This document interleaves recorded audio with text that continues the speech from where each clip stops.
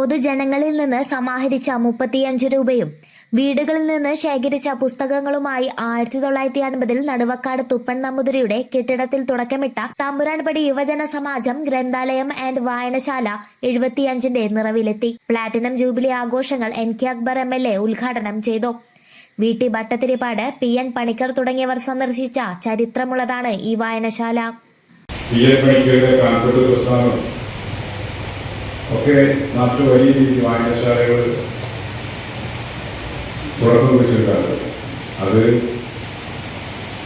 ഒരു സമാന്തര വിദ്യാഭ്യാസം തന്നെയാണ് വായനശാലകൾ. വായനശാലകൾ കേന്ദ്രീകരിച്ച് നടന്ന പല പരിപാടികളും നാട്ടിൽ വലിയ മാറ്റങ്ങളുണ്ടായിരുന്നു. ചാവക്കാട് താലൂക്കിലെ ആദ്യ റഫറൻസ് ലൈബ്രറി പദവി ഈ വായനശാലയ്ക്കായിരുന്നു. താലൂക്കിലെ മികച്ച വായനശാലയ്ക്കുള്ള ബ്രാത വേലുകുട്ടി മാസ്റ്റർ അവാർഡും ലഭിച്ചിട്ടുണ്ട്.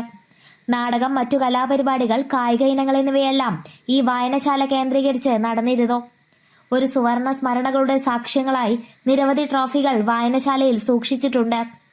തൊട്ടടുത്ത പ്രദേശമായ കാവീട് ഒരു വായനശാലയുടെ പ്രവർത്തനം നിലച്ചപ്പോൾ അത് ഈ വായനശാലയോട് കൂട്ടിച്ചേർത്തിരുന്നു. 1978 പൊതുജനങ്ങളിൽ നിന്നും ശേഖരിച്ച ഫണ്ട് കൊണ്ട് തമ്പുരാൻപടിയിൽ 4 സെന്റ് സ്ഥലം വാങ്ങി കെട്ടിടം നിർമ്മിച്ചു.